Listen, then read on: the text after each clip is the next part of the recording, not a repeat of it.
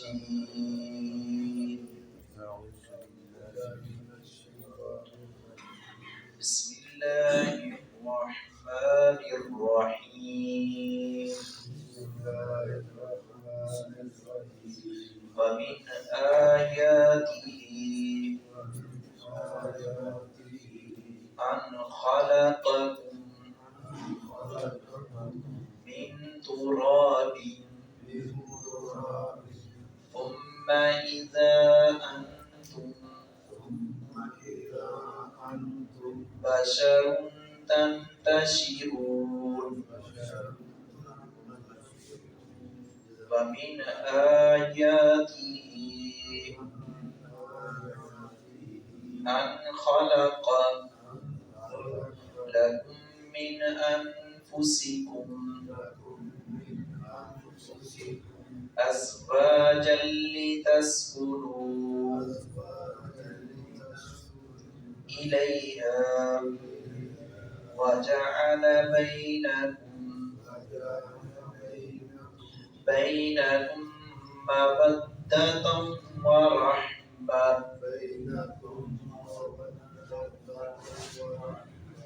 إن في ذلك لآيات لقوم يتفكرون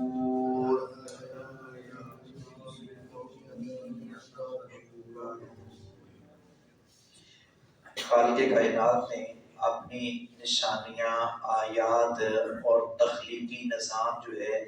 مختلف مخلوقات کی تخلیق بڑے خوبصورت انداز میں کی ہے، اور اس میں غور و فکر کرنے کا ہمیں حکم دیا گیا کہ غور و فکر کرو، تدبر کرو کہ کیسے ان کی ابتدا ہوتی ہے اور کیسے ان کی انتہا ہوتی ہے۔ اللہ رب العزت نے نباتات کی، جمادات کی، زمین و آسمان کے اندر رہنے والی مخلوقات اور سب کا تذکرہ کیا ہے مختلف مقامات پر۔ اپنا خشکی سے وہ تعلق رکھتے ہوں یا تری سے تعلق رکھتی ہوں، جہاں کہیں بھی مخلوقات ہیں ان پہ غور و فکر کرو کہ اتنا وسیع تر نظام کون سی ذات ہے جو چلا رہی ہے اور اس کو کسی کی محتاجگی نہیں ہے، وہ تنہا چلا رہا ہے، وہ اکیلا رب العالمین ہے۔ ان آیات میں اللہ رب العزت نے پھر مختلف چیزوں کا تذکرہ کرنے کے بعد فرمایا انسان خود اپنے اوپر ہی غور کرے، اس کی تخلیق مختلف مراحل سے گزرتا ہوا پھر واپس پلٹتا ہوا، اور پھر اس کے لیے اللہ رب العزت نے بیویوں کا تذکرہ کیا ہے کہ یہ جوڑا جوڑا بنایا ہے۔ قرآن کریم میں کئی ایک مقامات پر جوڑوں کا بھی تذکرہ کیا ہے، اور یہ میاں بیوی کا رشتہ، اس میں سکون، اطمینان اور زندگی جو ہے اس کو چار چاند لگ جاتے ہیں اگر کسی اپنا کی بیوی نیک ہو، خاوند دونوں نیک اور ان کے اندر محبت، پیار اور مودت ہو تو زندگی جو ہے وہ خوبصورت انداز سے گزرتی ہے۔ ایسے گھرانے خوش نصیب ہوتے ہیں۔ نبی اکرم صلی اللہ علیہ وسلم نے فرمایا، یہ دنیا کا تذکرہ کرتے ہوئے آپ نے فرمایا کہ یہ خوشبو اور یہ بیویوں سے محبت، اس کو آپ نے ترجیح دی ہے۔ بیوی کے ساتھ پیار، محبت، بیوی کی ضروریات کو پورا کرنا یہ خاوند کی ذمہ داری ہے، اور اللہ رب العزت نے مرد کو مکلف بنایا ہے کہ وہ باہر کا سارا کام کرے اور لا کر اپنا دے، ان کو جو ضروریات ہیں ان کی وہ پوری کرنا فرض ہے۔ وہ اس کے برعکس اب راہب ہیں، یہودی عیسائی، ان کے جو مذہبی رہنما ہیں ان میں سے بہت سارے ایسے ہیں جو ان کے درجے ہیں کہ یہ ہمارا بڑا ہے، یہ ہمارا رہنما ہے، تو یہ شادی نہیں کر سکتا، یہ بس ٹھیک ہے اس نے عبادت کرنی ہے۔ تو اللہ رب العزت نے یہ ایک نظام خوبصورت بنایا ہے کہ اس نظام کو اب میاں بیوی کا آپس میں ملنا اس کو بھی صدقہ کہا گیا ہے، اور میاں بیوی کا آپس میں پیار، محبت یہ رسول اکرم صلی اللہ علیہ وسلم کی زندگی، آپ کی سیرت ہمیں سکھاتی ہے، اور نبی اکرم صلی اللہ علیہ وسلم سے پڑھ کر اللہ رب العزت کا خوف دل میں رکھنے والا اور آپ سے بڑھ کر اللہ رب العزت کا محبوب تو کوئی نہیں۔ تو یہ بیویاں جو ہیں نبی صلی اللہ علیہ وسلم کی متعدد شادیاں ہوئی ہیں، آپ نے سب کے ساتھ حسن سلوک اور معاشرت سکھائی ہے لوگوں کو کہ معاشرے میں اس طرح رہنا ہے۔ اب دیکھیں انسان ہے تو اپنا اور انسان، لفظ انسان کا اطلاق مردوں پر، بچوں پر، عورتوں پر، سب پر ہوتا ہے۔ اللہ رب العزت نے مرد کے لیے عورت جو ہے اس کی بیوی بنا دیا ہے۔ اب یہ تو نہیں مرد ہو اپنا انسان ہو، انسان کی شادی کسی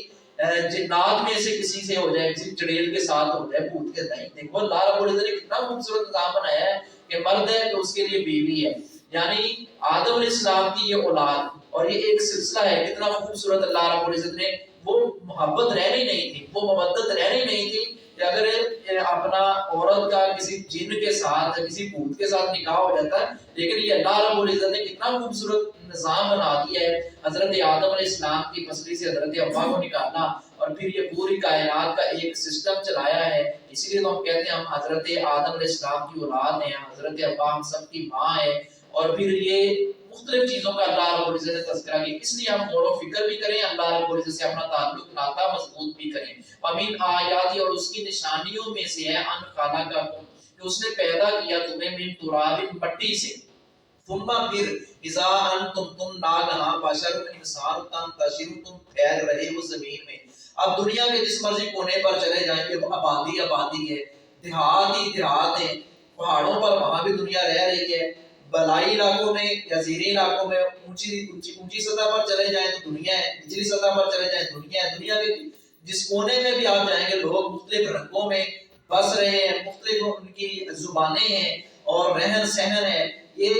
انسان کو اللہ رب العزت نے پوری زمین پر انسانوں کو پھیلا دیا ہے، وہ اس سے فوائد بھی اس زمین سے حاصل کرتے ہیں. اور یہ سواریاں اور یہ مختلف چیزیں انسان کے لیے اللہ رب العزت نے ان سب کو تابع بنا دیا کہ انسان کی خدمت کرو. تو انسان کو بھی چاہیے کہ جس رب نے ان سب کی ڈیوٹیاں لگائی ہیں وہ اللہ رب العزت کی کما حق کو وہ عبادت کرے. ومن آیاتی، اور اس کی نشانیوں میں سے ہی ہے ان خلق، یہ کہ اس نے پیدا کی لکم من انفسکم، تمہارے لیے نفسوں میں سے، تمہارے ہی نفسوں میں سے پیدا کیا ازواجن، بیویاں، لتسکنوا، تاکہ تم سکون حاصل کرو. بیوی کو اللہ رب العزت نے سکون کا ذریعہ بنایا. اللہ میرے سب کی بیویاں سب کے لیے سکون کا ذریعہ ہی بن جائیں تاکہ گھروں کا نظام جو، چونکہ اگر میاں بیوی کے آپس میں نہیں بنتی تو